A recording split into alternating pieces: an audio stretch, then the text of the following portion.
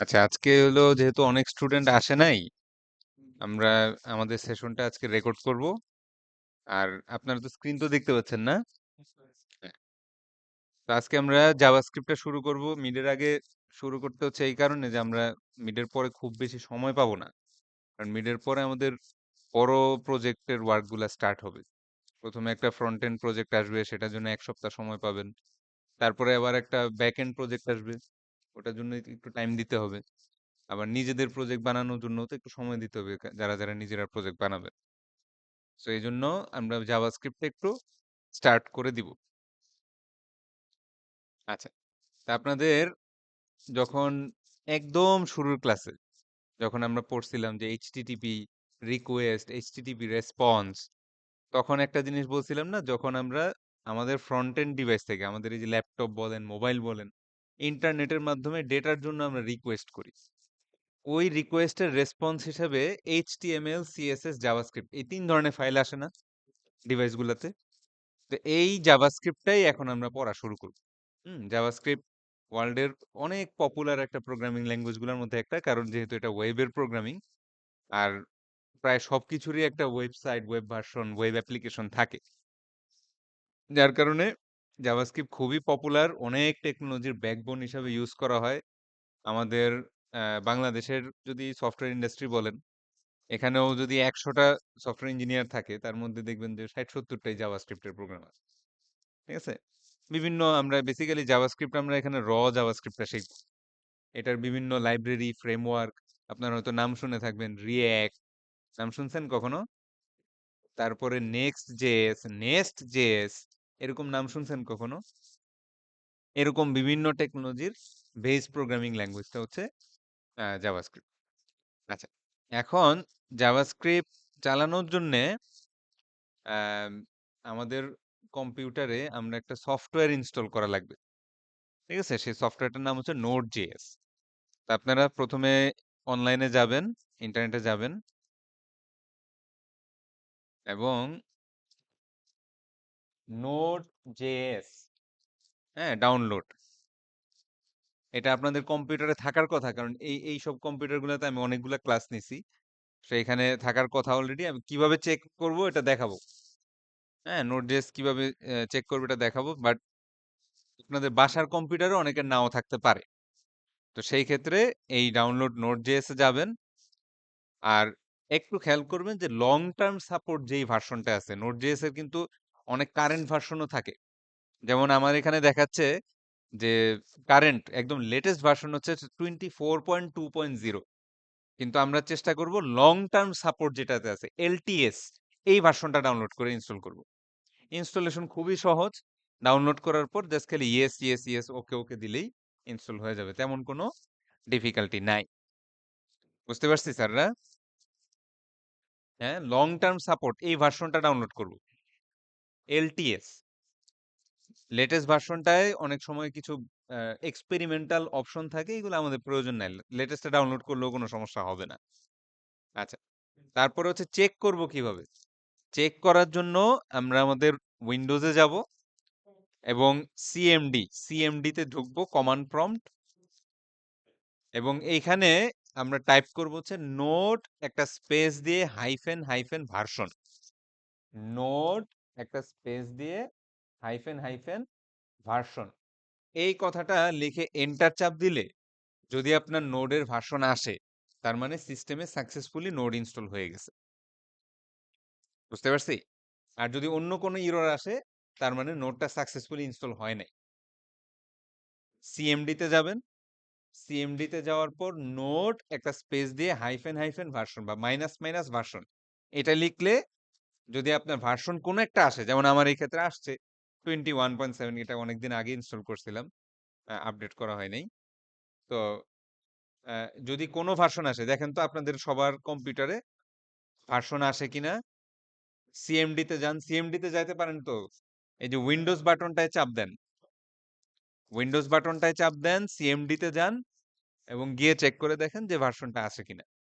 Note hyphen hyphen version, সবাই একটু try করেন।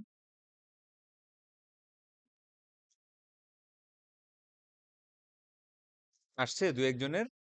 হ্যাঁ, ঠিক আছে, এখানে থাকার কথা। কারণ এখানে অনেকবারই আমি ল্যাব করাইছি। আর বাট আপনাদের বাসার কম্পিউটারে কিন্তু নাও থাকতে পারে। তো সেই ক্ষেত্রে আমরা নোড.জেএসটা ইনস্টল করে একটু চেক করে দেখবো যে ইনস্টলটা ঠিক মতো হয়েছে কিনা। বুঝতে পারছি? তো সফটওয়্যার এটুকুই লাগবে, আর তেমন কোনো সফটওয়্যার লাগবে না। আচ্ছা, তাহলে জাভাস্ক্রিপ্টের ব্যাপারে একটা বিষয় আছে, এবং এই কোশ্চেনটা আপনাদের জবের ইন্টারভিউতেও আসে, যে জাভাস্ক্রিপ্ট কম্পাইল প্রোগ্রামিং ল্যাঙ্গুয়েজ নাকি ইন্টারপ্রেটেড ল্যাঙ্গুয়েজ। এই জিনিসটার অ্যান্সার আমি নিজে যখন শিখতেছিলাম জাভাস্ক্রিপ্ট, তখন আমি দিতাম হচ্ছে যে JavaScript interpreted language. JavaScript interpreted language, এই অ্যান্সারটা আমিও শিখছি। আমি যখন প্রথম জাভাস্ক্রিপ্ট শিখতেছিলাম, তখন আমরাও শিখতাম। এখন প্রশ্ন হচ্ছে কম্পাইলড, ইন্টারপ্রেটেড এগুলো বলতে কি বোঝায়? স্যারদের মনে আছে কিনা আমরা যখন সি বা সি প্লাস প্লাস এই প্রোগ্রামটা করতাম, তখন একটা সফটওয়্যার ইউজ করতাম, কোড ব্লকস। হুম। এবং এই সফটওয়্যারটা ডাউনলোড করে আমাদের কম্পিউটারে ইনস্টল করতাম। তারপরে ওইখানে সি বা সি প্লাস প্লাস এর কোড লিখতাম। আর ওইখানে একটা সবুজ কালারের বাটন ছিল, বিল্ড এন্ড রান। মনে আছে? হ্যাঁ, ওই বাটনটায় চাপ দিলে কোডটা রান হইতো। খেয়াল আছে? আচ্ছা, আজান দিচ্ছে, তো আমি 2 মিনিট সাইলেন্ট থাকি।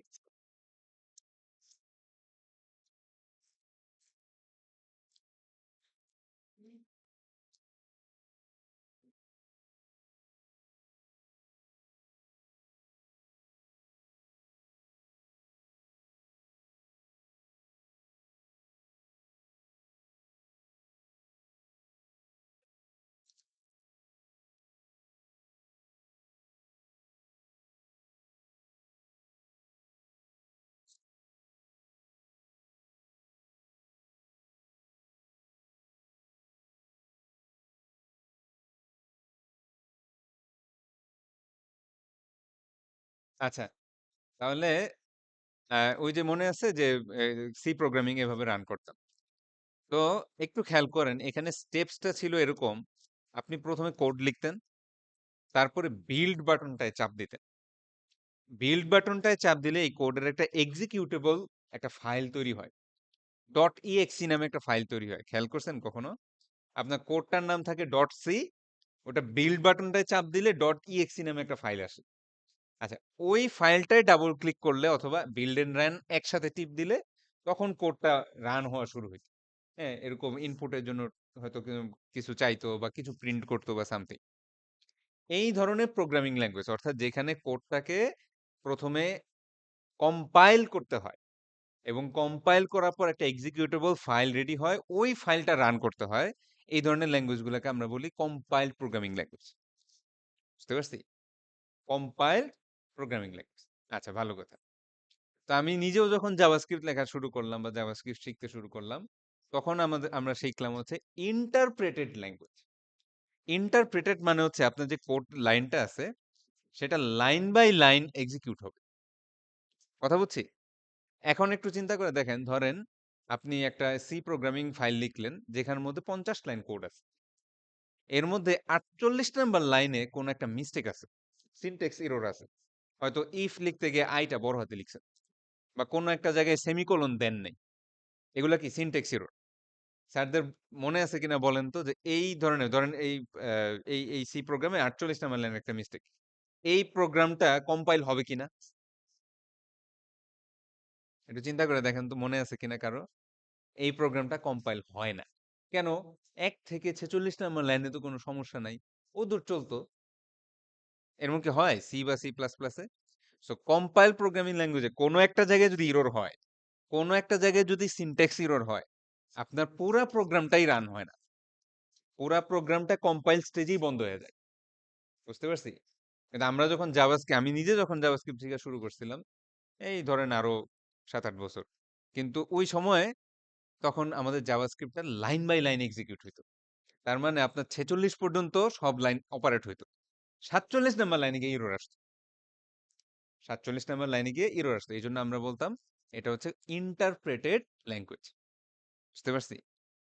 কিন্তু এখন আমি যখন জাভাস্ক্রিপ্ট কোড করব, এখন দেখবেন এই ল্যাঙ্গুয়েজটা কাছাকাছি সি প্রোগ্রামিং এর মতোই কাজ করতেছে। অর্থাৎ আপনি কোডের কোনো এক জায়গায় মিস্টেক করলে টোটাল কোডই ইরর দিবে, রান হবে না। এইবার তাহলে কি কাহিনী হইলো? এখন অ্যান্সার দিব কি? জাভাস্ক্রিপ্ট কোন ধরনের ল্যাঙ্গুয়েজ? আচ্ছা, এইবার বলি। বর্তমান সময়ের অ্যান্সার 2025 সাল থেকে বা 24-25 যাই বলেন না কেন। বর্তমান সময়ের অ্যান্সার হচ্ছে JavaScript just in time compiled programming language. Just in time, একটু বলেন আমার সাথে। Just in time compile programming language. এটা খুব কমন একটা কোশ্চেন এখন ইন্টারভিউতে জিজ্ঞেস করে যে জাভাস্ক্রিপ্ট কম্পাইলড নাকি ইন্টারপ্রেটেড। ইচ্ছা করে ভুল উত্তরগুলো বলে। জাভাস্ক্রিপ্ট হচ্ছে just in time compile programming language. আচ্ছা, জাস্ট ইন টাইম বলতে যেটা বোঝায়, দেখেন, ধরেন আপনি একটা গেম ইনস্টল করলেন। ঠিক আছে? বাজার থেকে একটা গেমের সিডি নিয়ে আসলেন, গেমটা ইনস্টল করলেন। স্যার, গেমটা ইনস্টল করে সাথে সাথেই খেলতে হবে এমন কোনো কথা আছে? গেম ইনস্টল করলে গেমের একটা এক্সিকিউটেবল ভার্সন আসে। .exe একটা ফাইল পাওয়া যায়। ওটার মধ্যে চাপ দিলে গেমটা রান হওয়া শুরু হয়, তাই না? ঠিক যেরকম সি প্রোগ্রামিং ল্যাঙ্গুয়েজ। এখন জাস্ট ইন টাইম প্রোগ্রামিং, যেটা কম্পাইল প্রোগ্রামিং ল্যাঙ্গুয়েজ, সেটার ডিফারেন্সটা হচ্ছে এখানে প্রোগ্রামটা কম্পাইলের সাথে সাথে ইমিডিয়েটলি রান হয়ে যায়। এটা এটা পরবর্তীতে রান করার কোনো সুযোগ নেই। বুঝতে পারছি? অর্থাৎ একটা জাভাস্ক্রিপ্ট কোড যখন আপনি অপারেট করবেন, এটা কম্পাইল হবে এবং সাথে সাথে রান হবে। সাথে সাথে রান হবে। সি প্রোগ্রামিং এর কিন্তু এরকম করা যায়। আপনি করলেন, প্রোগ্রামটা কম্পাইল করলেন, .exe রেখে দিলেন। বিল্ড বাটনটা চাপ দিয়ে রেখে দিলেন। অন্য যেকোনো সময় আপনি চাইলে ওই .exe ফাইলে যদি ডাবল ক্লিক করেন, দেখবেন প্রোগ্রামটা রান হওয়া শুরু হইছে। এটা কি? নরমাল কম্পাইল ফাইলগুলা, কম্পাইল ল্যাঙ্গুয়েজ গুলা। কিন্তু যেহেতু এটা এখন just in time compile programming language, এটা আপনাকে হচ্ছে যেটা কম্পাইল করার সাথে সাথেই রান করতে হবে। কম্পাইল করার সাথে সাথেই জাভাস্ক্রিপ্ট কোড রান করতে হবে। বুঝতে পারছি? সো এখন জাভাস্ক্রিপ্টে ওই 46-47 লাইনে কোনো সিনট্যাক্স এরর থাকলেও আগের লাইনগুলা চলে না। বুঝতে পারছেন? ওই আগের লাইনগুলা আর চলবে না। এরর দেখাবে। এটা আমরা যখন করব তখনই দেখব। ওকে। হ্যাঁ, হ্যাঁ। Scripting language. হ্যাঁ, স্ক্রিপ্টিং ল্যাঙ্গুয়েজ বলতে কি বুঝায়? স্ক্রিপ্টিং ল্যাঙ্গুয়েজ বলতে বোঝায় হচ্ছে যেই ল্যাঙ্গুয়েজ গুলো দিয়ে আমরা ওয়েবের যে ইয়াগুলা থাকে, ওয়েবের যে এলিমেন্টস গুলা থাকে, ধরেন H2 ডম, আমরা কিছুক্ষণ পরে ডম পড়বো। হ্যাঁ, ডকুমেন্ট অবজেক্ট মডেল, এইগুলা যেগুলো কন্ট্রোল করা যায় সেই জিনিসগুলোকে স্ক্রিপ্টিং। যেমন পাইথন, পাইথনও কিন্তু একটা স্ক্রিপ্টিং ল্যাঙ্গুয়েজ। পাইথন ঠিক যেরকম আপনার পাইথন দিয়েও কিন্তু এই ওয়েবের প্রোগ্রামিং করা যায়, জানেন? হুম, পাইথন দিয়েও ওয়েবের প্রোগ্রামিং করা যায়। পাইথন দিয়ে নর্মালি আমরা মেশিন ল্যাঙ্গুয়েজ বা এই ধরনের কাজ করি, বাট পাইথন দিয়েও কিন্তু ওয়েবের প্রোগ্রামিং করা যায়। পাইথনের একটা খুব ফেমাস ফ্রেমওয়ার্ক আছে, নাম কে বলতে পারবেন? জ্যাঙ্গো। হ্যাঁ, পাইথনের একটা খুব ফেমাস একটা ফ্রেমওয়ার্ক আছে, জ্যাঙ্গো, এবং এই জ্যাঙ্গোতেও কিন্তু অনেকে জব টপ করে। হুম, আরো একটা আছে ফ্লাস্ক, নাম শুনছেন কখনো? ফ্লাস্ক, ইউআই বানানোর জন্য, ওটাও কিন্তু পাইথনের কোড।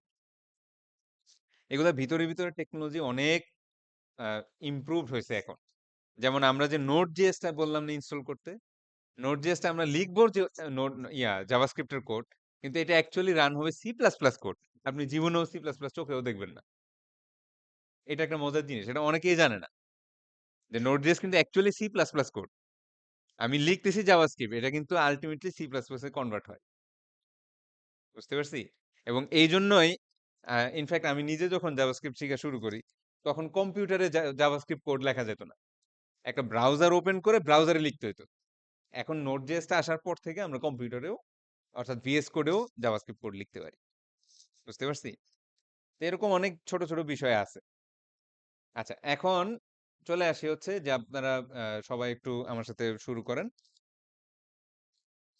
ভিএস কোডটা অন করেন। তো কাজের জন্য আমরা একটা নতুন ফোল্ডার খুলে নিব, যে কোনো একটা নাম দেন ফোল্ডারের।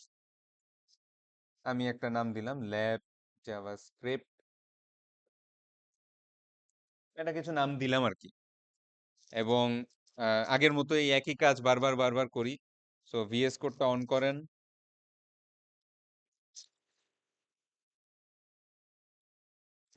ওপেন ফোল্ডারে যান, তারপরে এই মাত্রই আমরা যেই ইয়েটা করলাম, ল্যাব মনে হয় নাম ছিল, এইটা সিলেক্ট করেন।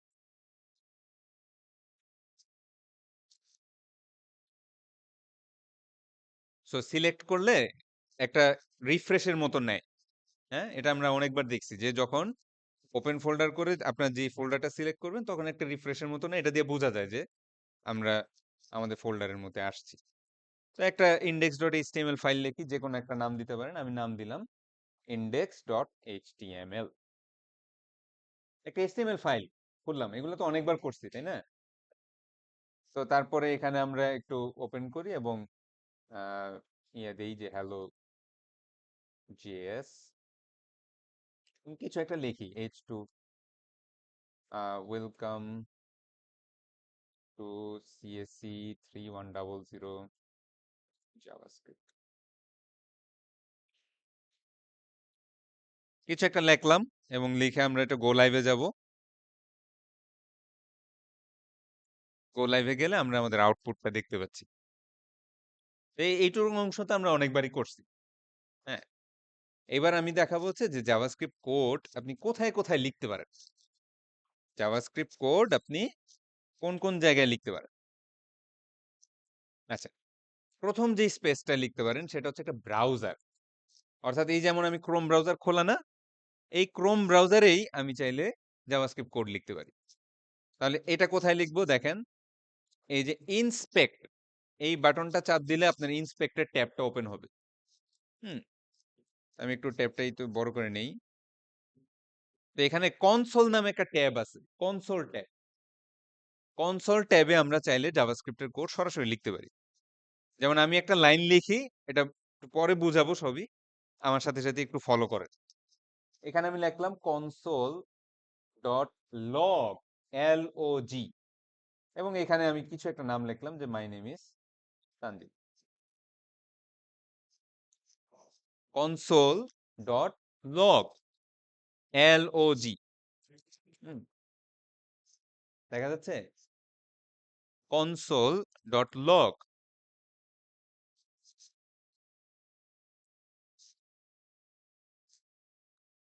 তো এখন আমি যদি এখানে এন্টার চাপ দেই, দেখবেন যে মাই নেম ইজ তানজিল এই স্ট্রিংটা প্রিন্ট হয়ে গেছে। এবং এটা কিন্তু একটা জাভাস্ক্রিপ্ট কোড, এটা একটা জাভাস্ক্রিপ্ট কোড আমার এখানেই অপারেট হচ্ছে, আমার এখানেই অপারেট হচ্ছে। বুঝতে পারছি? তো আপনি চাইলে জাভাস্ক্রিপ্টটা কোথায় লিখতে পারেন? ব্রাউজারের মধ্যেই লিখতে পারেন। কোড ব্রাউজারের মধ্যেই করা যেতে পারে। আচ্ছা, এটা ছাড়া আর কোথায় করা যেতে পারে?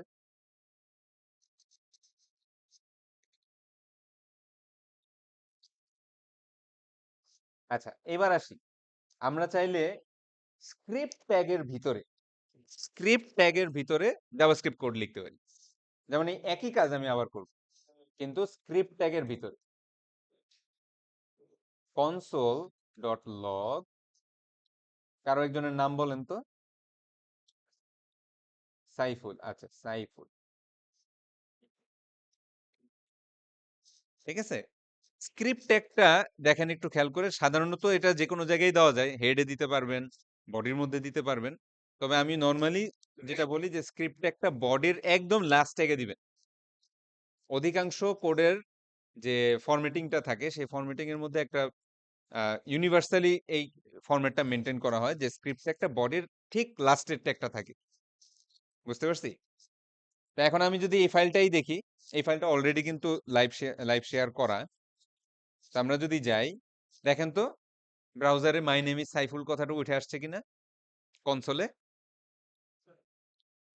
হ্যাঁ, বা আমি আরেকজনের নাম বলেন, চেঞ্জ করে দিই, রাকিবুল হইতে পারে, রাকিবুল। এই যে দেখেন ফাইলটা কিন্তু সেভ হয় নাই। কেমনে বুঝছি সেভ হয় নাই? এ- এই যে সাদা দাগটা দেখে। হ্যাঁ, এখন দেখা যাচ্ছে ফাইলটা কিন্তু সেভ হয় নাই। এই সেভটা বোঝার উপায় কি? কন্ট্রোল এস চাপ দিতে হবে।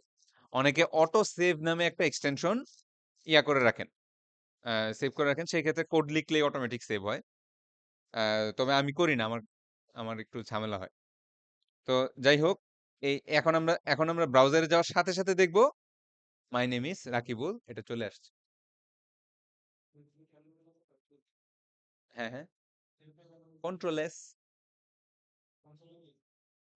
Control S. আর কনসোল থেকে আমরা আউটপুটটা দেখব, আউটপুট, আউটপুটটা কনসোলে দেখা যাচ্ছে।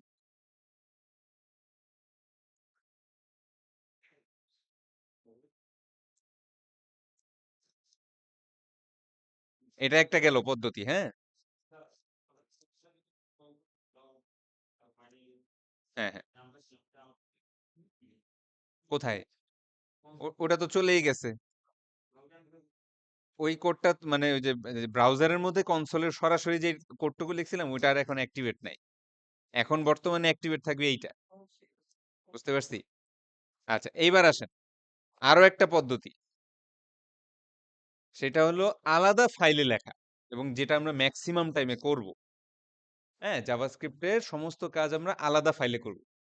তো আমি একটা আলাদা ফাইল বানাই, ধরেন মাই প্রোগ্রাম ডট জেএস। তাহলে ঠিক আগের মতোই, সিএসএস এর মতোই এখানেও ব্যাপারটা সেম, যে যখন আমরা জাভাস্ক্রিপ্ট আলাদা ফাইলে লিখবো, যাই নাম দেন না কেন, এক্সটেনশনটা ইউজ করতে হবে ডট জেএস। ঠিক আছে?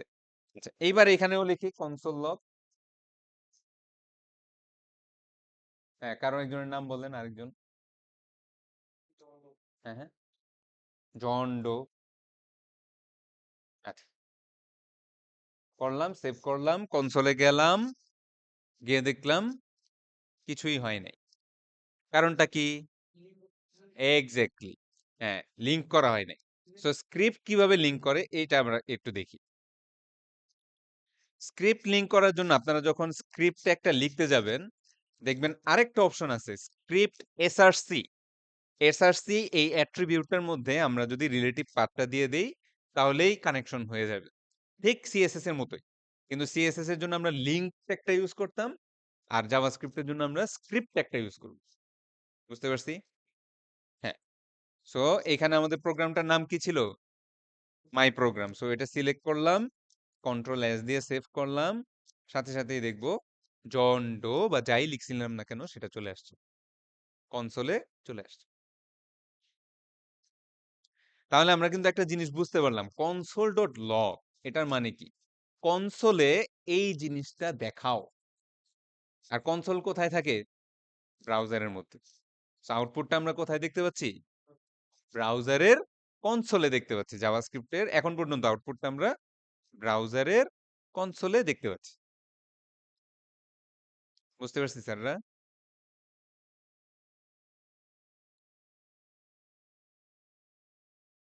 কারো কোনো কোয়েশ্চেন?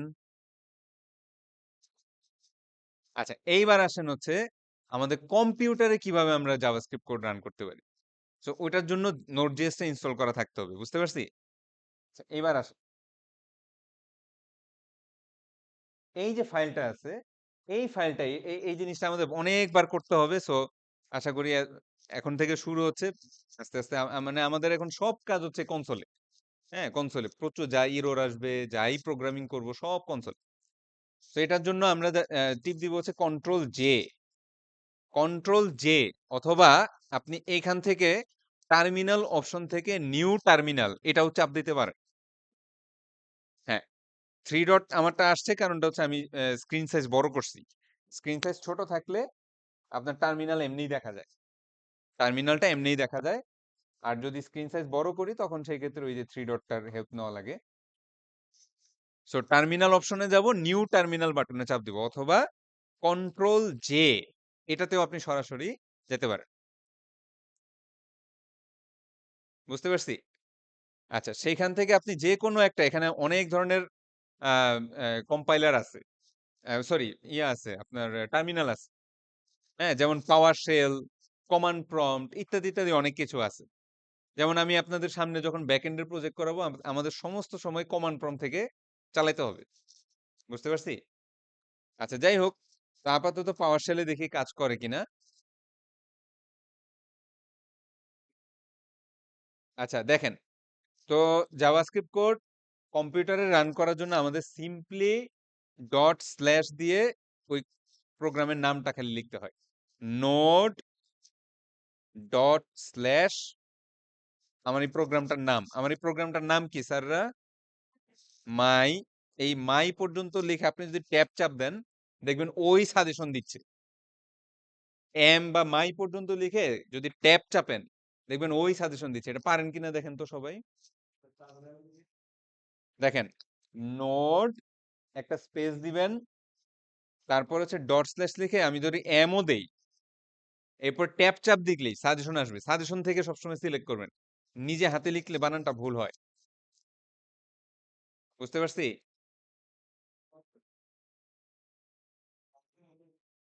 আসবে আসবে। না না, এটা লিংকের সাথে সম্পর্ক না, ওই ফোল্ডারে থাকলেই হবে।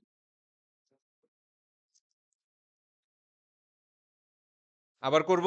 আচ্ছা, আবার প্রথম থেকে করি। দেখেন, আমার এখানে বর্তমানে ফোল্ডারে দুইটা ফাইল, ইন্ডেক্স এইচটিএমএল, মাই প্রোগ্রাম। আমি মাই প্রোগ্রামটা চালাবো, কিন্তু আমার কম্পিউটারে আউটপুট আসবে, ব্রাউজারে না। বুঝতে পারছি? দেখেন, ফার্স্টে টার্মিনাল অন করলাম, নিউ টার্মিনাল অন করলাম। তারপরে লিখবো কি নোট, NODE, নোট। তারপর আপনি মাই প্রোগ্রাম এই পুরাটা লিখতেও পারেন, MY একটু লিখলেই হবে। হ্যাঁ?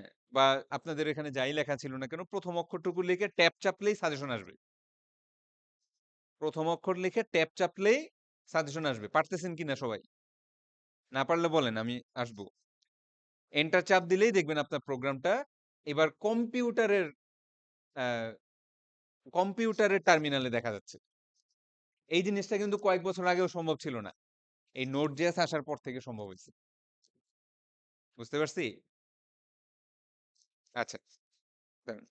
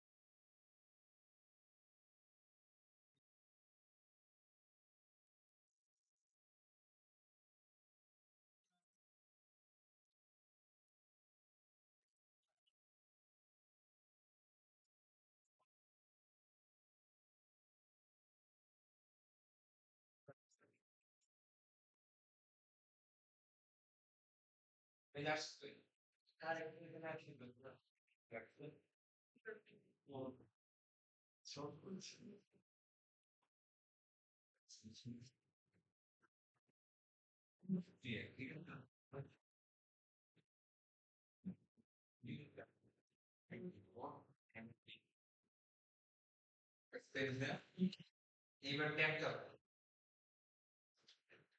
সেকশন 2 ইন্ডেক্স এটাতে পুরো নিজের লেখা লাগে।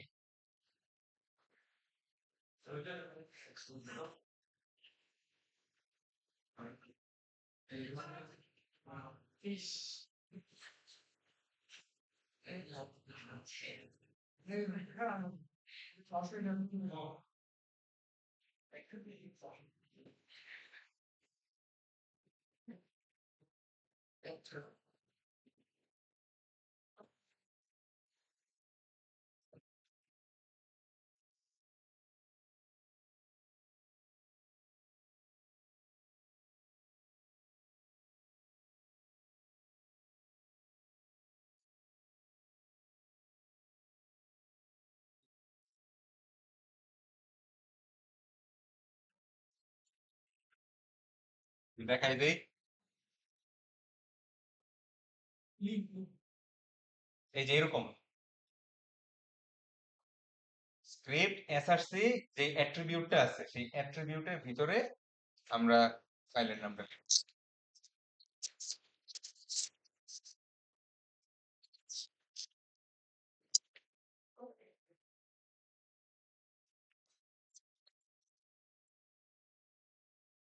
তাহলে আমরা অনেকগুলা পদ্ধতি দেখলাম যে ব্রাউজারে আউটপুট আনা, ব্রাউজারেই সাধারণত জাভাস্ক্রিপ্টের কোডটা রান হয়। আপনার জাভাস্ক্রিপ্ট কোড ব্রাউজার ছাড়া রান হওয়া সম্ভব না, ঠিক আছে? কারণ ব্রাউজারের মধ্যেই জাভাস্ক্রিপ্টের যে V8 ইঞ্জিনটা, যেই ইঞ্জিনের মাধ্যমে রান হয়, সেই ইঞ্জিনটা কেবলমাত্র ব্রাউজারে অ্যাভেলেবল, বুঝতে পারছি? কিন্তু কম্পিউটারে যে আমরা চালাচ্ছি এটা আসলে সি প্লাস প্লাস এর মাধ্যমে চালাচ্ছি, ভিতরে ভিতরে বোঝা যায় না। নোড জেএস আসলে ভিতরে ভিতরে সি প্লাস প্লাস কোডের চালাচ্ছে, কিন্তু আমি কোড লিখবো জাভাস্ক্রিপ্টে। এটা একটা মজার জিনিস। এবং এইটার জন্যই আমরা ব্যাক এন্ড সার্ভারে এখন জাভাস্ক্রিপ্ট কোড লিখতে পারি। আপনাদের যে আমি যে ব্যাক এন্ড শেখাবো সেখানে কিন্তু জাভাস্ক্রিপ্ট কোড লেখা, কিন্তু আসলে জাভাস্ক্রিপ্ট কোড কম্পিউটার রান হয় না। জাভাস্ক্রিপ্ট কোডের বদলে ভিতরে ভিতরে সি প্লাস প্লাস রান হচ্ছে। বাট এটা হচ্ছে কি একটা র্যাপিং, এমন ভাবে দিচ্ছে যে আপনি লিখতেছেন জাভাস্ক্রিপ্ট, ও ভিতরে ভিতরে ট্রান্সলেট করে এটা সি প্লাস প্লাস এ রান করে দিচ্ছে। আচ্ছা, তারপরে একটু যাই। এগুলাই লেখা ছিল, how to run JS code in my machine, এগুলা এখানে ছিল। তো এখন আমরা হচ্ছে একটু একটু করে জাভাস্ক্রিপ্টের বেসিক যেই প্রোগ্রামিং যে জিনিসগুলা, ভেরিয়েবলস, তারপর ইত্যাদি ইত্যাদি, এই ব্যাপারগুলো একটু শুরু করি।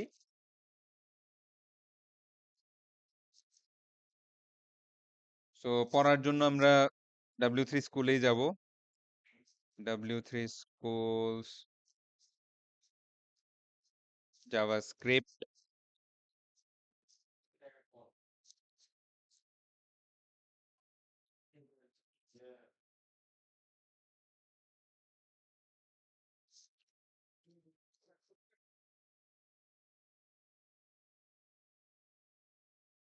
আচ্ছা, তো এটা অলরেডি বলে ফেলছি যে স্ক্রিপ্ট ট্যাগের ভিতরে লিখতে হয়, জাভাস্ক্রিপ্টের কোড স্ক্রিপ্ট ট্যাগের ভিতরে লিখতে হয়।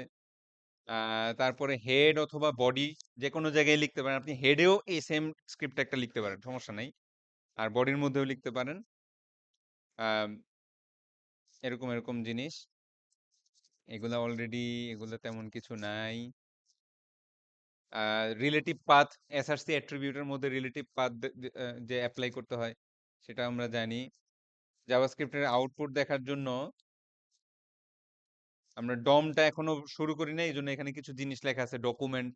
এই জিনিসটা ডম যখন শুরু করব তখন আহ, ব্যাখ্যা করব।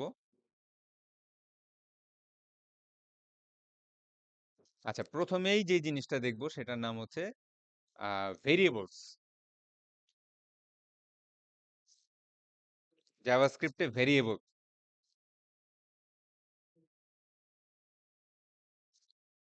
আচ্ছা কোড দেখতে পাচ্ছেন তো না? আচ্ছা, তো ভেরিয়েবল লেখার জন্য জাভাস্ক্রিপ্টে আমরা যেভাবে ভেরিয়েবল লিখি সেটার নাম হচ্ছে আহ, এটাকে আমরা বলি যে লুজলি টাইপড ল্যাঙ্গুয়েজ, ঠিক আছে? Loosely typed language. যেমন আমরা যখন সি বা সি প্লাস প্লাস বা ইভেন জাভা করছেন স্যাররা, state of the art programming এই কোর্সটা কি করছেন? আচ্ছা, এখনো আসে নাই, সমস্যা নাই, সি বা সি প্লাস প্লাস তো করছি। তো ওইখানে কিন্তু আমরা দেখতাম যে আমরা একটা ভেরিয়েবল লেখার জন্য আগে ডাটা টাইপ লিখতাম, তাই না? আগে লিখতাম ইন্ট, তারপরে এক্স দিতাম, তারপরে ধরেন এক্স এর একটা কোনো ভ্যালু দিলাম, এইভাবে লিখতাম, তাই না? কিন্তু আমরা দেখব যে জাভাস্ক্রিপ্টে এই ধরনের স্ট্রিক্ট কোনো ডাটা টাইপ নেই। আপনি একটা ভেরিয়েবল ডিক্লেয়ার করে তার মধ্যে স্ট্রিং রাখতে পারেন, তার মধ্যে নাম্বার রাখতে পারেন, আপনার যেটা মন চায় সেটাই রাখতে পারেন। কথা বুঝছি? এই ধরনের ল্যাঙ্গুয়েজ গুলাকে আমরা লুজলি টাইপড ল্যাঙ্গুয়েজ বলি। তার মানে এগুলা খুব স্ট্রিক্টলি টাইপ না। যেমন আমি যদি কোনো একটা ভেরিয়েবল লিখতাম এইভাবে, ফ্লোট সি বা সি প্লাস প্লাসে ফ্লোট বি ইকুয়াল টু ধরেন 1.25, তো এখানে বি এর মধ্যে কোনো সময় কি এটা লেখা যেত হ্যালো? এটা কি লেখার কোনো সিস্টেম ছিল? কারণটা কি? কারণ বি এর ডেটা টাইপটা অলরেডি ফ্লোট বলে দেওয়া আছে। কিন্তু জাভাস্ক্রিপ্ট এটা করা যায়। জাভাস্ক্রিপ্টে ভ্যারিয়েবলের মধ্যে যে কোনো ভ্যালু যে কোনো সময় অ্যাসাইন করা যায়। বুঝতে পারছি? এই জন্য জাভাস্ক্রিপ্টের যে টাইপটা সেটাকে আমরা বলি হচ্ছে লুজলি টাইপ ল্যাঙ্গুয়েজ বলা হয়, বা ডাইনামিক্যালি টাইপ ল্যাঙ্গুয়েজও বলা হয়, উইকলি টাইপ ল্যাঙ্গুয়েজও বলা হয়। ঠিক আছে? এখন আপনার চাকরির পরীক্ষায় আসলে উইকলি টাইপ, এখন বলেন স্যার তো লুজলি টাইপ পড়াইছে, উইকলি তো জানি না, একই জিনিস। কথা বলছেন? বাট পরীক্ষায় বললো ডাইনামিক্যালি টাইপ ল্যাঙ্গুয়েজ বলতে কি বুঝো? এগুলো তো না স্যার, নাম শুনি নাই জীবনে। বুঝতে পারছি? তো আহ, এই ধরনের বিষয়গুলো তা আমি একটু দেখাই দিই আগে যে কিভাবে আমরা ভ্যারিয়েবল ডিক্লেয়ার করতে পারি। Variable declaration in JavaScript. আচ্ছা, ভ্যারিয়েবল ডিক্লারেশনের জন্য আমি আগে একটু করি, তারপর আপনারা বুঝবেন। var একটা কিওয়ার্ড, var ভ্যারিয়েবল, হ্যাঁ, এইটা লিখে তারপরে ভ্যারিয়েবল একটা নাম দিতে হয়, অ্যাসাইনমেন্ট অপারেটরটা দিতে হয়। অ্যাসাইনমেন্ট মানে কি? ডান পাশে যা লিখবো সেটা বাম পাশে অ্যাসাইন হবে। আর তারপরে এখানে আপনি যে কোনো ভ্যালু দিতে পারেন। যেমন আমি ভ্যালু দিলাম 150 এবং এটা কনসোল লক করলাম এক্স।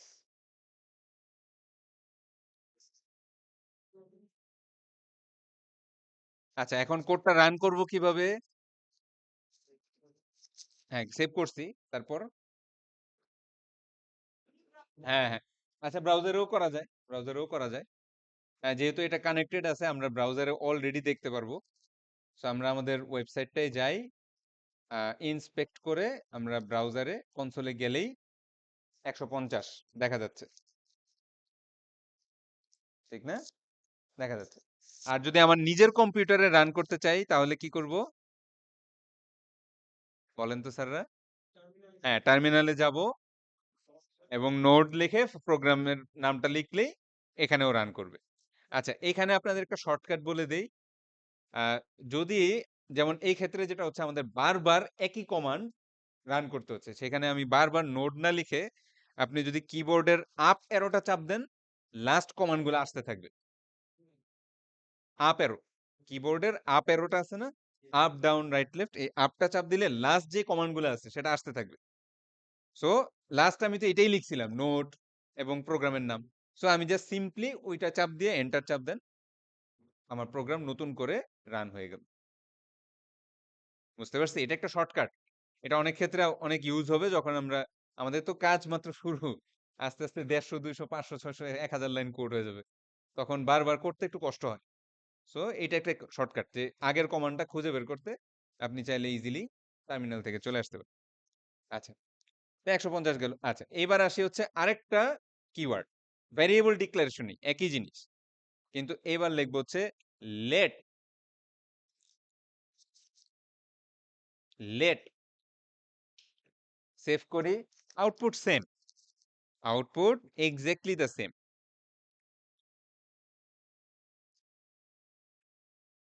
বুঝতে পারছি?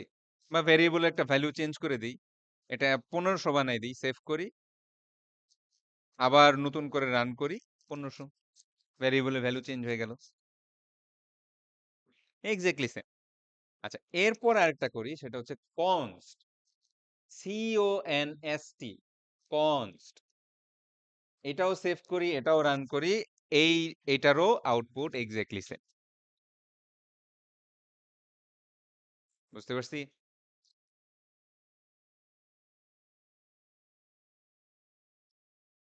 আচ্ছা, এইবার আসেন হচ্ছে তাহলে এই তিনটার মধ্যে পার্থক্যটা কোথায়? তিনটাই ভেরিয়েবল ডিক্লেয়ার করার জন্য একটা কিওয়ার্ড। var, let এবং const তিনটাই ভেরিয়েবল ডিক্লেয়ার জন্য ইউজ হয়, কিন্তু তিনজনের তিন রকম ব্যাপার আছে। এবার আমি দেখাই একটা একটা করে। প্রথম কথা হচ্ছে var। ধরেন আমি কিছুক্ষণ লিখি, তারপর আপনাদের দেখাচ্ছি।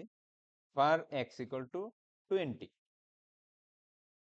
তারপরে কনসোল লক করলাম x, x এর ভ্যালুটা চেঞ্জ করে 100 বানাই দিলাম, কনসোল লক করলাম x, আবার লিখলাম var x equal to hello, console lock করলাম x। ঠিক আছে, আমি একটু চালাই, তারপরে এক্সপ্লেন করতেছি যে আসলে আহ, হচ্ছেটা কি। আউটপুট আসছে কি 20, 100, হ্যালো। ঠিক আছে। আচ্ছা, এইবার আমি দেখি যে আসলে কোডের কাহিনী কি। দেখেন, প্রথম লাইনে যেটা 3 নাম্বার লাইন, সেখানে লেখা var x equal to 20। So আমরা var কিওয়ার্ডটা ব্যবহার করে x নামের একটা ভ্যারিয়েবল ডিক্লেয়ার করছি, এবং ডিক্লারেশন স্টেজেই ভ্যালু বসাই দিছি 20। ওটাই প্রথমে প্রিন্ট আসছে 20, কোনো সমস্যা নাই। তারপর ভ্যালুটা পরিবর্তন করছি, x এর ভ্যালুটা 20 থেকে 100 বানিয়ে দিয়েছি, তারপর আউটপুট কি আসছে 100। 11 নাম্বার লাইনে আমরা আবার এই একই নামে আবার রিডিক্লেয়ার করছি, আবার রিডিক্লেয়ার করছি। দেখেন var x equal to hello, বা অন্য কোনো একটা ভ্যালু দিতে পারতাম, সমস্যা নেই। আমি ইচ্ছাকৃত দেখাইছি একটা ডিফারেন্ট ডেটা টাইপ। তাহলে এক্সটাকে সেম নাম এক্সই, এবং এটাকে আমি আরেকবার রিডিক্লেয়ার করলাম, এবং এখন আবার কনসোল লক করার পর হ্যালো। বুঝতে পারছি? তার মানে আমি যখন var কিওয়ার্ডটা ইউজ করব, তখন আমি ভ্যারিয়েবল রিডিক্লেয়ারও করতে পারবো, রিঅ্যাসাইনও করতে পারবো, ভ্যালুও চেঞ্জ করে দিতে পারবো, আবার নতুন করে ডিক্লেয়ারও করতে পারবো। বুঝতে পারছি? এইবার আসি হচ্ছে এই সেম কাজটাই লেট দিয়ে করার চেষ্টা করি।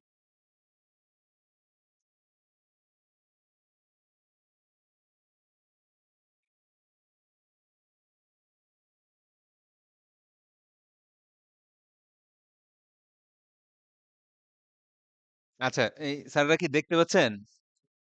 দেখেন তো, এইখানে এক্স এর নিচে একটা লাল কালারের দাগ আসছে, এবং কি বললো? Cannot redeclare x, cannot redeclare. তার মানে হচ্ছে লেট দিয়ে আপনি রিঅ্যাসাইন করতে পারবেন, কিন্তু সেম নামে আরেকবার ভ্যারিয়েবল নাম লিখতে পারবেন। লেট দিয়ে সেম নামে আবার ভ্যারিয়েবল ডিক্লেয়ার করতে পারবেন না। তার মানে আমার এটা যদি এক্স হয়, তাহলে আমাকে অবশ্যই অন্য কিছু দিতে হবে, লাইক x2 বা কিছু একটা দেই, তখন আর সমস্যা নাই, তখন আর সমস্যা নাই। বুঝতে পারছি? আচ্ছা, এইবার আসেন, একই কাজ আবার করব, কিন্তু এইবার ভ্যালু দিব হচ্ছে কনস্ট।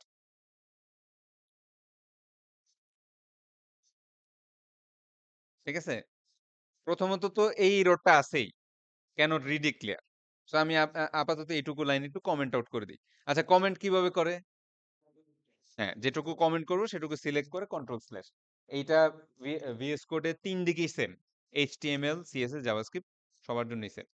এখন কথার কথা, আমি যদি ভিএস কোড না পাই, আমাকে যদি নিজের হাতে করতে হয়, হুম, হ্যাঁ, তখন কি ওই যে, যদি সিঙ্গেল লাইন কমেন্ট করেন তাহলে স্ল্যাশ স্ল্যাশ, আর যদি মাল্টি লাইন কমেন্ট করি স্ল্যাশ স্টার স্টার স্ল্যাশ, ওই অন্যান্য ল্যাঙ্গুয়েজের মতোই। যেমন আমি যদি এইখান থেকে একটু করি, এইখান থেকে এই নিচের অংশ পর্যন্ত পুরাটা কমেন্ট আউট করতে চাই, তাহলে কি স্ল্যাশ স্টার, আর আরেকটা নিচে যেখানে বন্ধ হবে সেখানে স্টার স্ল্যাশ। এটুকু তো আমরা মনে করে আসছি অলরেডি, পরিচিত হওয়ার কথা। তো আমি একটু কমেন্ট আউট রাখি।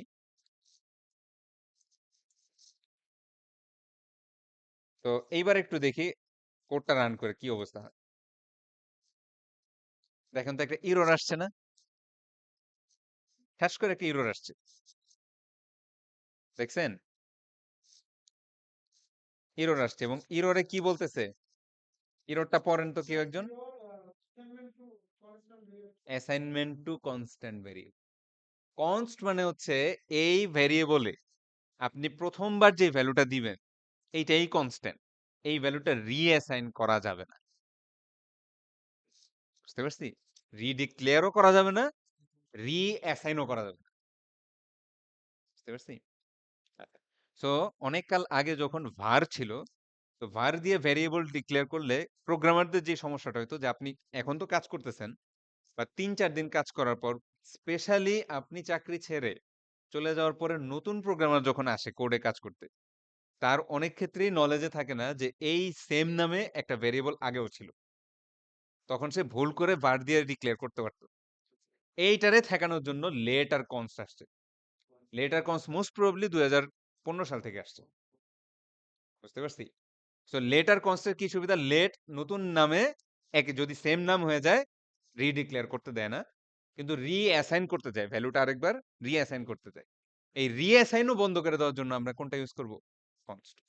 সো যখন যেটা লাগে, আমার যদি এমন কোনো ভ্যালু থাকে যেটা আর কোনো জায়গা থেকে চেঞ্জ করার দরকার নাই, সেক্ষেত্রে কনস্ট। এবার আমি আপনাদের আবার একটা প্রফেশনাল শর্টকাট শিখিয়ে দিই। প্রফেশনাল শর্টকাট হচ্ছে আপনি সবসময় কনস্ট ইউজ করবেন। বুঝছি?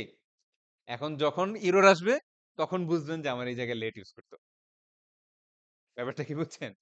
আমার প্রোগ্রাম করতে, করতে কখনো যদি আমার প্রয়োজন পড়ে যে ভ্যালুটা চেঞ্জ করতে হবে, কিন্তু এরর আসতেছে কারণ আমি কনস্ট ইউজ করছি, তখন বুঝবেন যে ওই জায়গায় লেট লিখতে হবে। আমি বাই ডিফল্ট সবসময় কনস্টই লিখি। এটা আমরা যখন কোডটা করব তখন আরো ভালো বুঝতে পারব। একটা রিয়েল লাইফ প্রজেক্টে জিনিসটা বোঝা যায় যে আসলে দেখেন স্যার, সব কনস্ট রাখলে হবে কেমনে? আমার তো ভ্যালু চেঞ্জ হবে, এটাই তো ভ্যারিয়েবলের ব্যাপার। ভ্যারিয়েবল মানে কি? চেঞ্জ হয়। সময়, সময় ভ্যালু চেঞ্জ হয়। সো আমি সবসময় কনস্ট লিখবো। লিখতে, লিখতে যে জায়গায় চেঞ্জ আসবে, সেই জায়গায় তো এমনিই একটা এরর খাবো। ওই এরর দেখে বুঝবো যে আমার এটা লেট ইউজ করতে হবে। আর var কখনোই লিখবো না। কখনোই var ইউজ করব না। কারণ var এর মেইন সমস্যা হচ্ছে এটা রিডিক্লেয়ার করা যায়। উনি ধরেন কথার কথা লিখলো কান্ট্রি নেম। এবার আমি জানি না যে কান্ট্রি নেম নামে অলরেডি ভ্যারিয়েবল আছে। আমিও আমার মতো কান্ট্রি নেম লিখি। কিন্তু ওনার কান্ট্রি নেম স্ট্রিং, আমার কান্ট্রি নেম হচ্ছে কথার কথা নাম্বার। ঠিক আছে? তাহলে একটা ঝামেলা হয়ে যাবে না? ভ্যারিয়েবল চেঞ্জ হয়ে গেলে ঝামেলা হয়ে যাবে। তাহলে ভ্যারিয়েবল ক্লিয়ার? হ্যাঁ? অন্যান্য যে ল্যাঙ্গুয়েজে ভ্যারিয়েবলটা খুব সিম্পল। বাট জাভাস্ক্রিপ্টে ভ্যারিয়েবলে একটু লার্নিং কার্ভ আছে। আচ্ছা। কমেন্টস পড়ায় ফেলছি, ভ্যারিয়েবল, এই লেট, কনস্ট এগুলা সব পড়ায় ফেলছি। একটু দেখি তো আমার ওইদিকে আর কিছু আছে কিনা। সো এইখানে এই ছবির মধ্যে আপনাদের আমি দিয়ে দিব। আ এই লেকচারটা আপলোড করা হয় নাই। এখানে দেখেন যে রিঅ্যাসাইনমেন্ট এবং রিডিক্লারেশন ২ টাই অ্যালাউড var এ। কিন্তু লেটের ক্ষেত্রে দেখবেন রিডিক্লারেশন অ্যালাউড না। আর কনস এর ক্ষেত্রে কোনটাই অ্যালাউড না। ডিক্লেয়ারও করতে পারবেন না, রিঅ্যাসাইনও করতে পারবেন না। ভ্যালুও চেঞ্জ করতে পারবেন না। বুঝতে পারছি? আচ্ছা, ফাংশন তো দেখাবো একটু পরে। ফাংশন, অবজেক্ট, ইভেন্ট, ডম। আচ্ছা, এখানে অনেকগুলা আ জিনিস আছে। এগুলা এক ক্লাসে যে সব করা সম্ভব তা না। আস্তে, আস্তে আমরা দেখব। অপারেটরস, অপারেটর তো বুঝেন। সমান চিহ্ন মানে কি? Assignment operator. তারপরে প্লাস মানে কি? যোগ। মাইনাস মানে বিয়োগ। এটা তো আর বুঝানো লাগবে না নাকি? Greater than equal, less than equal. পারবো না স্যাররা? হ্যাঁ? নাকি পড়াইতে হবে? আচ্ছা, পাওয়ার কিভাবে দেয়? পাওয়ার দেয় হচ্ছে ডাবল স্টার। তার মানে হচ্ছে 2 টু দি পাওয়ার 3 যদি লিখতে হয়, তাহলে মনে করেন let x equal to 2 to the power 3। হুম? তাহলে কত আসবে অ্যান্সার? বলেন তো? 8। দেখি তো 8 আসে কিনা। আসছে? আসছে? তো two the power 2 to the পাওয়ার যেটা আছে, এটা কিন্তু আবার সব ল্যাঙ্গুয়েজে সেম না। হ্যাঁ? যেমন আমরা একটা math.h ইউজ করলে POW নামে একটা ফাংশন ইউজ করতে পারতাম। ওটা ম্যাথ ইউজ না করলে আবার POW কাজ করে না। মনে আছে? সি প্রোগ্রামিং ল্যাঙ্গুয়েজে? যাই হোক, একেক ল্যাঙ্গুয়েজে একেক রকম সিস্টেম আছে। মডুলাস তো বুঝি স্যাররা, মডুলাস, পার্সেন্টেজ, মডুলাস বুঝি না? আচ্ছা বলেন তো স্যাররা দেখি ৫ মডুল ১০ কত? ৫ মডুল ১০ অ্যান্সার কত? মডুলাস 5 মডুল 10, 5 মডুলাস চিহ্ন 10, অ্যান্সার কত আসবে? মডুল মানে কি, ভাগ দাও না, ভাগশেষ লেখা। 5% না তো, মডুল। হ্যাঁ, আচ্ছা লেখি লেখি দেখি, লেখা দেখি কি আসে। হ্যাঁ, 5 মডুল 10 কত আসবে, অ্যান্সার বলেন।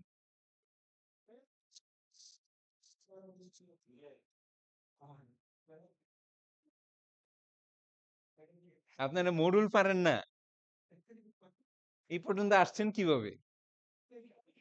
হ্যাঁ, বুঝলাম না।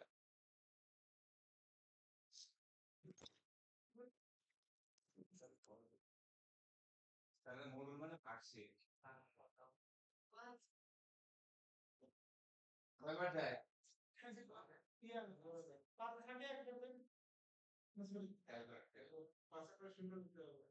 একবারও যায় না, ভাগশেষ কত? ছোট সংখ্যা মডুল দিলে ওইটাই যাবে, ইজি জিনিস। যদি আমার অ্যান্সারটা থাকতো এরকম 12 মডুল 5, অ্যান্সার কত? 2, ভাগশেষ রে ভাই। 5 দুগুণে 10, ভাগশেষ কত? 2। আর যদি উল্টাটা লিখতাম 5 মডুল 12 কত আসবে? কারণ একবারও যায় না। এইগুলা এইগুলা ভুলে গেলে তো স্যাররা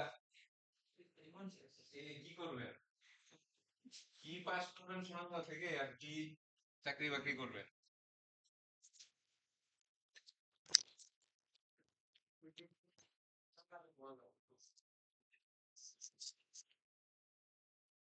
আচ্ছা, ইনক্রিমেন্ট ডিক্রিমেন্ট বুঝেন তো, প্লাস প্লাস মাইনাস মাইনাস। হুম,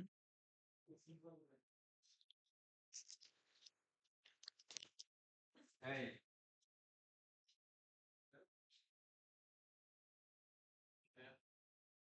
ধরেন আমি নরমালি লিখলাম প্রিন্ট, কত হবে answer?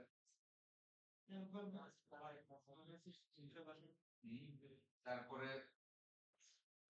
আচ্ছা এই একই জিনিস যদি x প্লাস প্লাস লিখি, অ্যান্সার হবে কত? সেখানে আসবে 5, এখানে আসবে 6। ম্যাডামের আইডিয়া ক্লিয়ার, ম্যাডামের আইডিয়া ক্লিয়ার। তো ইনক্রিমেন্ট ডিক্রিমেন্ট এগুলো কিন্তু খুব বেসিক প্রশ্ন। হ্যাঁ, এগুলো জবের এক্সাম, জবের পরীক্ষাও আসে, যে কোনো ল্যাঙ্গুয়েজে পরীক্ষা দিলে এই প্রশ্নগুলো আসে। হুম, পরীক্ষায় দিবে, খাতা দিবে, একটা কাগজ দেয়, কাগজ দিয়ে সলভ করতে দেয়।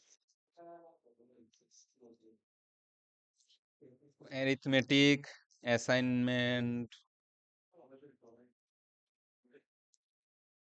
আচ্ছা, একটু ফাংশন দেখি। হ্যাঁ, ফাংশন। তো জাভাস্ক্রিপ্টের ফাংশনটা খুবই গুরুত্বপূর্ণ। ফাংশন খুব খুব খুব গুরুত্বপূর্ণ জিনিস। হ্যাঁ হ্যাঁ, কতক্ষণ চলবে? ল্যাপটপ অফ হয়ে গেলে তো বিপদ। লিখছে 24 মিনিট। না, ওই যে ওবিএস চালাচ্ছি তো এই জন্য ব্যাটারি ড্রেন হচ্ছে দ্রুত। ফাংশনটা দেখি, তাহলে ফাংশন কিভাবে লেখে ভালো মতো খেয়াল করেন। হ্যাঁ, ফাংশন লেখার জন্য জাভাস্ক্রিপ্টে কয়েকটা সিস্টেম আছে। ফাংশন ইন জাভাস, প্রথম হচ্ছে ফাংশন কিওয়ার্ডটা লিখতে হয়, ফাংশন এই কথাটা লিখতে হয়।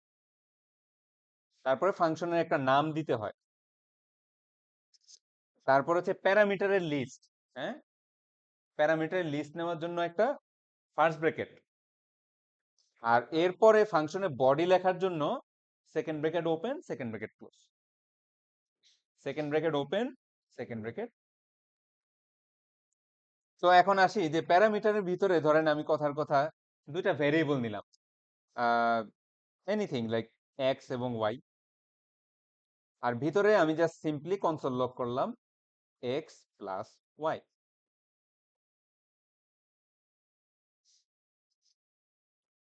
আচ্ছা, ফাংশনটা কল দিতে হবে না?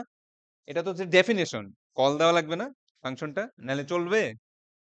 হ্যাঁ, চলবে না। তাহলে আমি অ্যাড দিয়ে ধরেন কথার কথা এখানে দুইটা ভ্যালু দিলাম, 5 দিলাম, 100 দিলাম।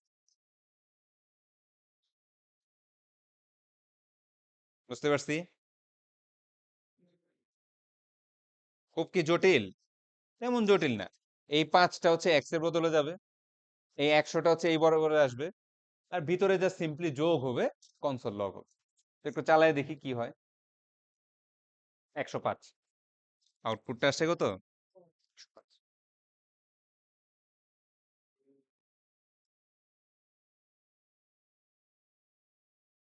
বুঝতে পারছি? আচ্ছা, এইবার আসি হচ্ছে এই সেম জিনিসটাই বর্তমান সময়ে বহুল ব্যবহৃত জাভাস্ক্রিপ্টের ফাংশন লেখার জন্য যে সিস্টেম, ওইভাবে লিখবো। ওটার নাম হচ্ছে অ্যারো ফাংশন।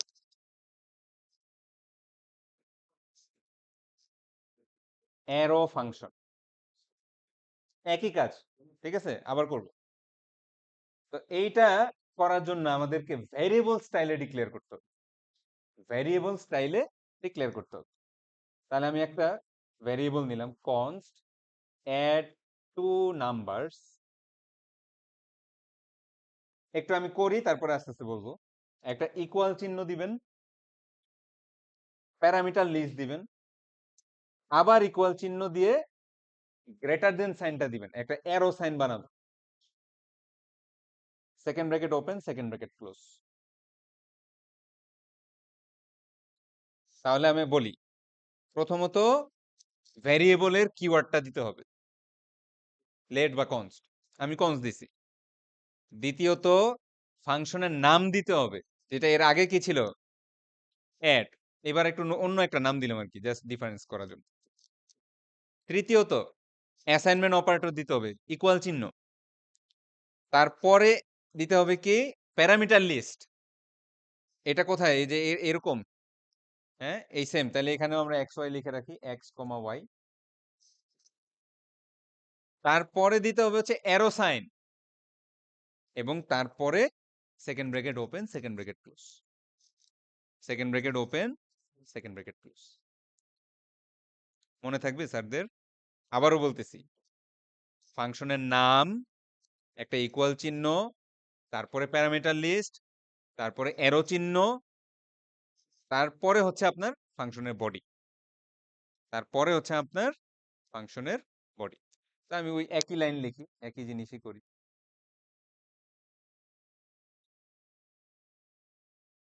তাহলে এই ফাংশনটা কল দিতে হবে না? কল না দিলে কি কাজ করবে? কাজ করবে। So add two numbers. এখানে আমি তো কথার কথা 2,2 দিলাম, তাহলে 2 এ 4 আউটপুট আসবে। প্রথমটা একটু ইয়া করে দেই, কমেন্ট আউট করে দেই, নাহলে ওইটারও আউটপুট আসবে। প্রথমটা রেখে দিলে কি হতো, ওইটারও আউটপুট চলে আসতো। So আমরা একটু কন্ট্রোল জে যাই, প্রোগ্রামটা রান করি, 2 আর 2 4। তাহলে আমরা দুইটা সিস্টেম শিখলাম, এবং এই সিস্টেমটাই সবচেয়ে বেশি ব্যবহৃত হয় এখন প্রোগ্রাম লেখার সময়। অ্যারো ফাংশনটা সবচেয়ে বেশি ইউজ হয়। এখন বলতে পারেন যে স্যার, এত জটিল করার দরকার কি ছিল, আগেই তো সহজ ছিল। জটিল করার দরকার কি ছিল? এই জটিল করার দরকার কেন ছিল, এটা আস্তে আস্তে আমরা বুঝবো। কেন কোডের মধ্যে এই জিনিসটা ইন্ট্রোডিউস করা হয়েছে, এটা একটা রিজন আছে। এটা আমরা আস্তে আস্তে যখন কাজ করব, তখন বুঝবেন যে কেন অ্যারো ফাংশনটা আনা হয়েছে। মূলত শর্টকাট করার জন্য। হ্যাঁ, শর্টকাট করার জন্য এই কাজটা করা হয়েছে।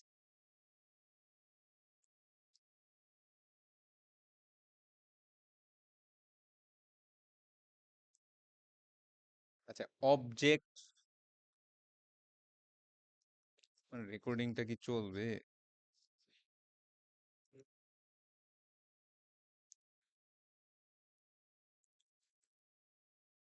অবজেক্ট,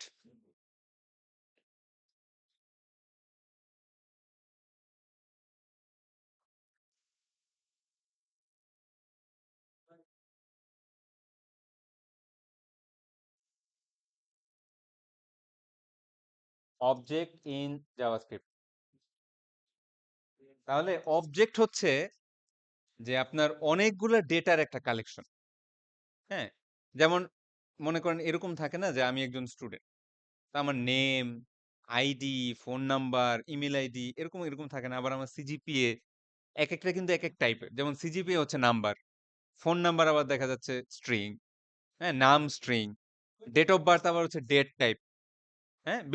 বিভিন্ন হ্যাঁ, মাল্টিপল ডিফারেন্ট টাইপের ডাটা একসাথে একটা প্যাকেটের মধ্যে ঢুকায় রাখার জন্য যেই ডেটা স্ট্রাকচারটা ইউজ হয় সেটার নাম হচ্ছে অবজেক্ট। তো অবজেক্ট লেখে কিভাবে? একটু দেখি। আগের মতোই আপনার কিওয়ার্ড ইউজ করতে হবে একটা। লেট ইউজ করেন বা কনস্ট ইউজ করেন, যাই ইউজ করেন সমস্যা নেই। তারপরে ধরেন আমি নাম দিলাম হচ্ছে স্টুডেন্ট। ইকুয়াল চিহ্ন দিবেন, সেকেন্ড ব্র্যাকেট ওপেন আর ক্লোজ করবেন। এখন এইখানে আমরা কমা কমা দিয়ে দিয়ে একটা করে ভ্যালু, একটা করে প্রপার্টি লিখব। যেমন একটা স্টুডেন্টের নেম, নেম দিলাম কথার কথা তানজিল মাহমুদ। আচ্ছা, পরেরটা লেখার জন্য একটা কমা দিব এবং নিচের লাইনে আসবো। ধরেন ওর একটা আইডি থাকবে, হ্যাঁ? একটা আইডি দিলাম ধরেন 302454 কিছু একটা দিলাম। তারপরে তার একটা সিজিপিএ থাকবে, হুম? সিজিপিএ দিয়ে দিলাম 3.2, হ্যাঁ? এরকম টাইপ। বুঝতে পারছি? এখন হচ্ছে যে আমি এই ভ্যালুগুলো প্রিন্ট করব কিভাবে বা পাবো কিভাবে, এটা হলো ইম্পর্টেন্ট জিনিস। মানে অ্যাক্সেস করব কিভাবে? অ্যাক্সেস করার জন্য আমরা দুইটা সিস্টেম ইউজ করতে পারি। একটা হচ্ছে ডট নোটেশন, অবজেক্টের ডট নোটেশন, অর্থাৎ এইভাবে আপনি লিখতে পারেন।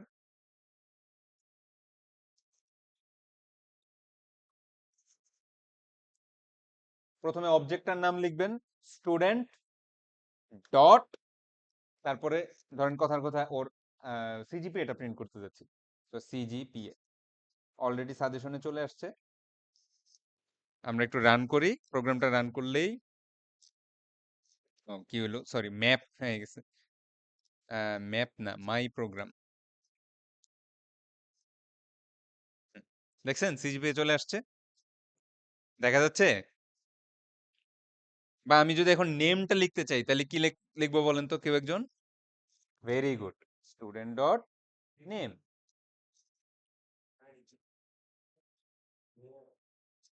হ্যাঁ, চলে আসছে না? আচ্ছা, আর আরেকটা সিস্টেম আছে সেটা হচ্ছে ভ্যারিয়েবল ইউজ করে। তো ওই সিস্টেমের লেখা হচ্ছে এইভাবে, স্টুডেন্ট একটা থার্ড ব্র্যাকেট দিবেন এবং এটার মধ্যে ডাবল কোটেশনের মধ্যে আপনি প্রপার্টির নামটা লিখবেন। যেমন আমি যদি এখন আইডিটা প্রিন্ট করতে চাই, ডাবল কোটেশনের মধ্যে আইডি এটা লিখব। একই একই কাজ দুইটা সিস্টেমে করা যায়, একই কাজ দুইটা ডিফারেন্ট সিস্টেমে করা যায়। বুঝতে পারছি? এখন বলতে পারেন স্যার ডটটাই তো সহজ, হ্যাঁ এইটা আবার দরকার কি ছিল?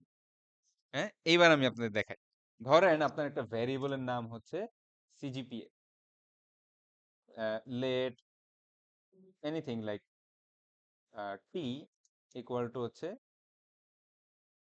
সিজিপিএ, এবং এই টি দিয়ে আপনার স্টুডেন্ট অবজেক্টটার ভ্যালু প্রিন্ট করতে যাচ্ছে। তখন আমি কি করব? এই আইডির বদলে থার্ড ব্র্যাকেটের মধ্যে কি বসাবো? টি। এই জিনিসটা কিন্তু অবজেক্ট নোটেশনে ইউজ করা যাবে। যেমন আমি যদি লিখি স্টুডেন্ট ডট টি, সে বলবে টি নামে তো কিছু চিনি না, হ্যাঁ? টি নামে তো আমি কিছু চিনি না, কারণ টি তো ভ্যারিয়েবল। এই ভ্যারিয়েবলটা দিয়ে যদি আপনি কখনো প্রিন্ট করতে চান, লাগবে, সামনে কাজেও লাগে, তখন আমরা একটু দেখে আসি। দেখেন আমি এখন কি প্রিন্ট করতেছি, স্টুডেন্টের টি, কিন্তু টিটা কিন্তু একটা ভ্যারিয়েবল। ওই ভ্যারিয়েবলের ভ্যালু কি? সিজিপিএ। তাহলে আসলে কি প্রিন্ট হবে? কত? 3.2। বুঝতে পারছেন? সমস্যা হচ্ছে? আচ্ছা, আচ্ছা।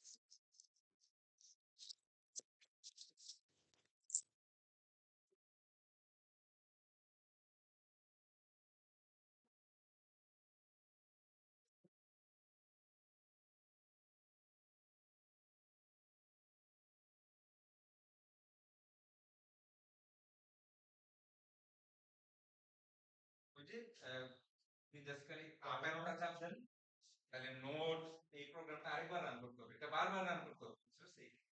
যতবার প্রোগ্রাম চেঞ্জ করবো বারবার এটা রান, নাহলে তো প্রোগ্রাম কি হবে না। সেভ করে নিয়ে, হ্যাঁ হ্যাঁ, সেভ করে রান করতে। কাররা অবজেক্ট আজকে যে শিখাইলাম rest of the semester most important feature হিসেবে কাজ করবে। এই অবজেক্ট হিসাবেই সার্ভার থেকে ডাটা আসে, অবজেক্ট হিসাবেই সার্ভার থেকে ডাটা আসে। হ্যাঁ, এবং এই জিনিসটা নিয়েই আমরা আমাদের ইমিডিয়েটলি মিডের পরেই যে ক্লাসটা হবে, ওই ক্লাসে আসার আগে আপনাদের মিড টার্ম এক্সাম শেষ হয়ে যাওয়ার সময় আমি একটা ভিডিও দিব, আর ওই ক্লাসে কিছু আলোচনা করে 1 সপ্তাহের মধ্যে ওই অ্যাসাইনমেন্টটা করে নিয়ে আসতে হবে। বুঝতে পারছি? এরপর থেকে ভিডিও লেকচার আসবে অনেক বড় বড়, 10-15টা করে ভিডিও থাকবে। সো এই অবজেক্ট বুঝছি স্যাররা, বেসিক্যালি অবজেক্টের মধ্যে আপনি বিভিন্ন ডিফারেন্ট টাইপের জিনিস একসাথে একটা কালেকশনের মতো, হ্যাঁ, স্টোর করে রাখতে পারেন। এখানে ফাংশনও সেভ করা যায়, এখানে ফাংশনও করা যায়, দাঁড়ান দেখে। আচ্ছা, যেমন আপনি একটা লিখলেন যে প্লে, ঠিক আছে, প্লে নামে আপনি একটা প্রপার্টি দিলেন। আচ্ছা, এখানে প্রপার্টি আর ভ্যালু কোনটা? বাম পাশের গুলা প্রপার্টি, ডান পাশের গুলা ভ্যালু। তো ভ্যালুর মধ্যে একটা ফাংশনও লেখা যায়, যেমন আমি এরকম লিখলাম ফাংশন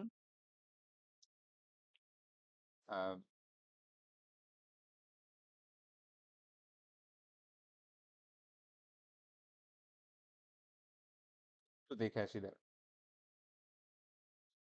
মেথডস, হ্যাঁ ইয়াটা দিতে হবে, ফার্স্ট ব্র্যাকেটটা দিতে হবে।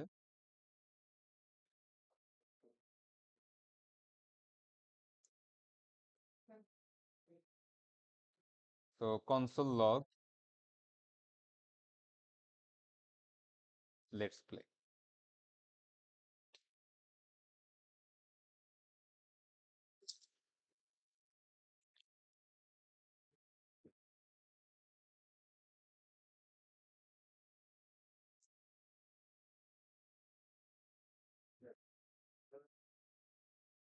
আচ্ছা, এখন আমি কি করলাম?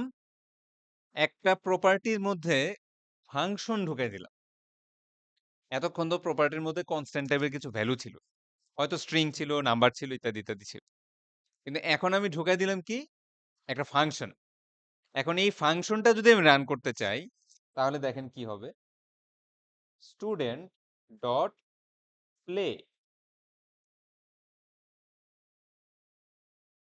দেখি তো কি হয়, দেখছেন?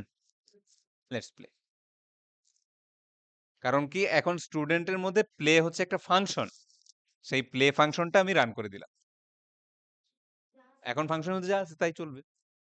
হ্যাঁ, যদি আমি এখানে দিতাম ফাংশন লেটস সে 2টা নাম্বার যোগ করে বা বিয়োগ করে, এতক্ষণ তো যোগ দেখাইছি, এবার বিয়োগ দেখাই, এবং কনসোল লক করবে হচ্ছে এ থেকে বি বিয়োগ, এ থেকে বি বিয়োগ। তাহলে সেই ক্ষেত্রে আমরা এখানে কি 2টা ভ্যালু দেওয়া দরকার ছিল না? দিলাম 100,80।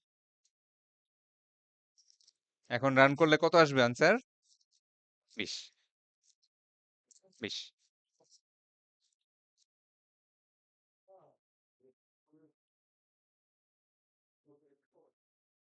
বুঝতে পারছি। অবজেক্ট খুবই খুবই গুরুত্বপূর্ণ। সামনের দিনে এই অবজেক্টের মানে অবজেক্ট আসবে, অবজেক্টের ভ্যালুগুলা প্রপার করতে হবে, আপনার ক্যাপচার করতে হবে, সেখান থেকে ফাইন। অবজেক্টের উপর অনেকগুলা আছে, অপারেশন আছে, স্ট্রিং এর উপরে, সরি, স্ট্রিং এর উপরে অনেকগুলা মেথড আছে, আবার অ্যারের উপরে অনেকগুলো মেথড আছে। তো এই জিনিসগুলো আমাদের একটু দেখতে হবে। সো অবজেক্ট যাতে খেয়াল থাকে, হ্যাঁ স্যারদের। লাস্ট যেটা দেখবো, আচ্ছা আরেকটা জিনিস বলি, আমরা আরো অনেকগুলো টপিক পড়বো, এখন হচ্ছে আমি একদম বেসিকটা কভার করতেছি যাতে প্রথম অ্যাসাইনমেন্টটা ধরতে পারেন। আস্তে আস্তে পড়ার ভিতরে ভিতরে আরো জিনিস আসবে, ওগুলা একটার পর একটা ক্লাস আমি আলোচনা করতে থাকবো। বুঝতে পারছি? আর আপনাদের অ্যাসাইনমেন্ট গুলা দেখতে থাকবো। অ্যাসাইনমেন্টের ক্ষেত্রে পলিসি কিন্তু আগেই বলে দিছি, যেদিন অ্যাসাইনমেন্ট চেক করবো ওই দিন জমা দিলে কত, ফুল মার্ক। আর এরপরে যদি চলে যায়, হাইয়েস্ট মার্ক 20।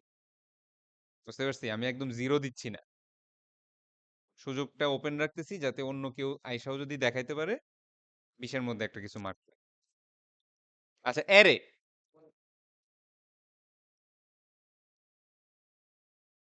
আর আর মনে হয় দেখাইতে পারবো না, আমার বেশি একটা নাই। আচ্ছা যাই হোক, আমরা অ্যারে থেকে আবার শুরু করব। অ্যারে তো আমরা বুঝি, হ্যাঁ, থার্ড ব্র্যাকেট দিয়ে লেখে, অ্যারে আমরা বুঝি না? যেমন আহ, আমরা যখন লিখতাম ইন্টিজার এক্স, তারপরে ফার্স্টে অ্যারের একটা সাইজ দিতাম। এখানে একটা মজার বিষয় হচ্ছে আমাদের এখানে কোনো সাইজ ডিক্লারেশনের প্রয়োজন নাই। কারণ অ্যারের মধ্যে যে ভিতরে ভিতরে ডাটাগুলা বসে, ওইগুলা আগের আগে মানে অন্যান্য প্রোগ্রামিং ল্যাঙ্গুয়েজের জন্য এটা স্ট্রিক্টলি টাইপ ছিল। সো যার কারণে স্ট্রিক্টলি বলে দেওয়া লাগতো যে আমি 5টা ইন্টিজার নেওয়ার জন্য আমাকে জায়গা দাও। জাভাস্ক্রিপ্ট এরকম না। জাভাস্ক্রিপ্ট হচ্ছে ডাইনামিক।